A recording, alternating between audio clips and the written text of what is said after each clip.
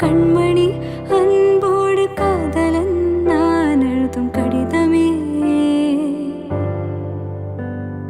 பொன்மணி உன் வீட்டு சௌக்கியமா, நான் இங்கு சௌக்கியமே. உன்னை எண்ணி பார்க்கையில் கவிதை கொட்டது, அதை எழுத நினைக்கையில் வார்த்தை முட்டது. ஓ கண்மணி அன்போடு காதலன் நான் எழுதும் கடிதமே.